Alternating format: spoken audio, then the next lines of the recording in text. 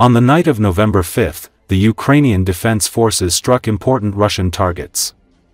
Among them were the launch site for Shahed drones in Donetsk, oil refineries in Volgograd, Russia, and oil facilities in Crimea, according to the General Staff of the Armed Forces of Ukraine.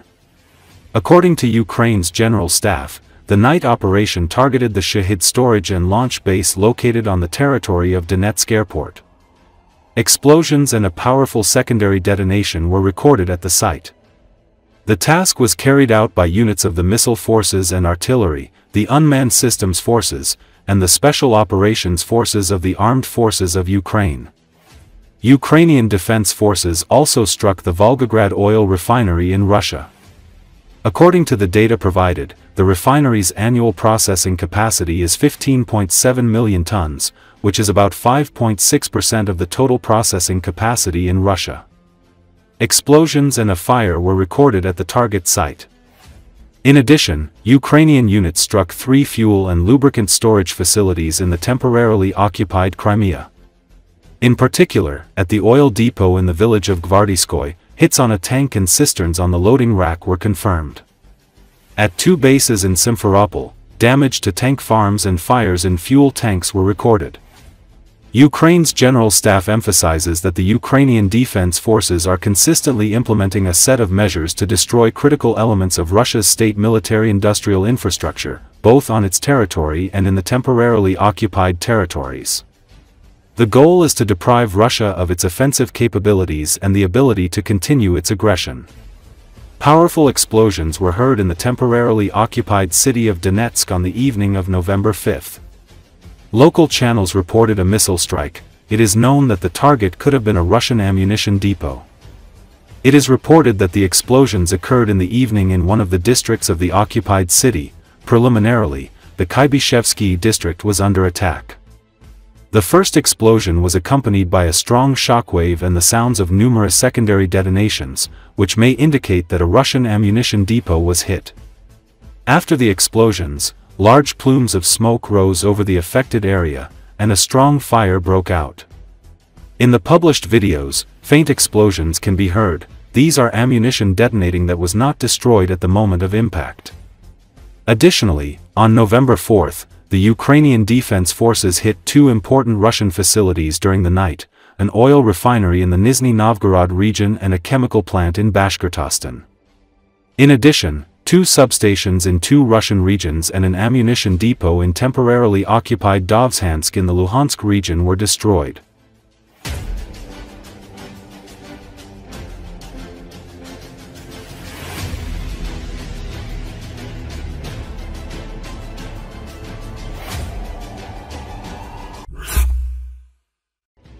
Even if Russian forces succeed in Pokrovsk at some point, the defense can be organized in such a way that the aggressor pays the highest possible price for seizing these positions.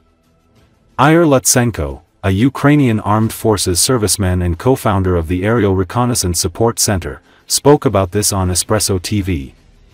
Let's remember examples of towns the Russians took over only after years. Even when they entered the built-up areas, fighting lasted for years, for example, in Donetsk.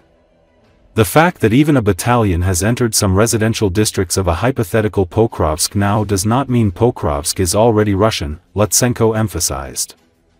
According to a Ukrainian serviceman, even if the Russians manage to achieve success in Pokrovsk at some point, it can be prolonged and organized so the enemy pays as high a price as possible for taking those positions they have tried many times to claim as their own.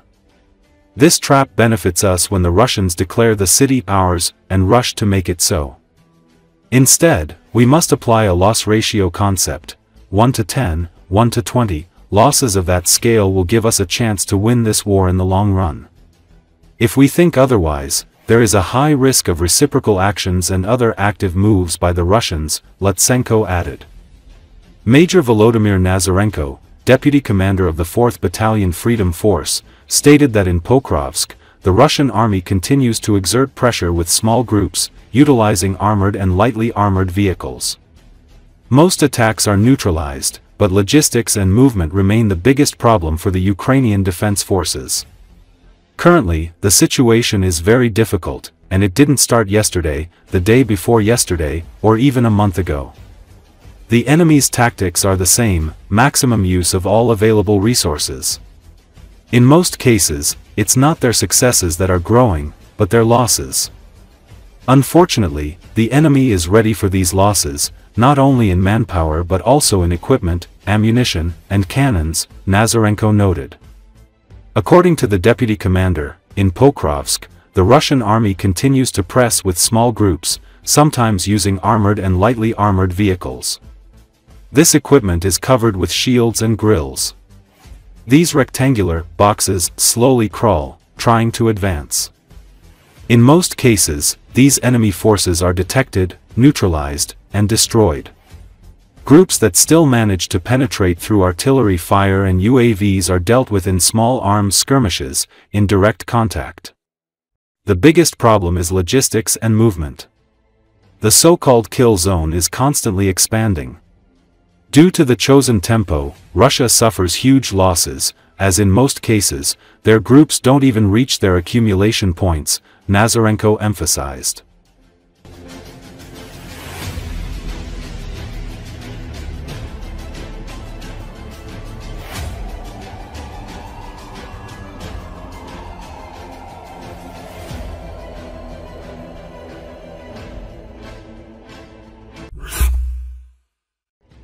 The Ukrainian Army's 46th Separate Airmobile Brigade has carried out a military operation to repel a Russian attack on the front line.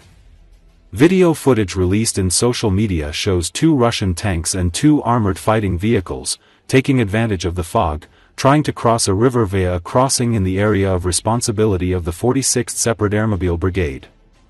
The Russian troops hit the remotely deployed mines laid by Ukrainian drone operators. They were stuck in the mud, and were later destroyed by first-person view, FPV drones. The use of drones have played a key role in Ukraine's defenses in Russia's war of invasion. FPV drones, which are guided by operators using video headsets, have become makeshift, kamikaze weapons that crash directly into tanks, trenches, and vehicles loaded with explosives. Most of the drones used by the Ukrainian army were made locally. Ukraine has stepped up drone and missile attacks on its Russian-held territories and deep in Russia.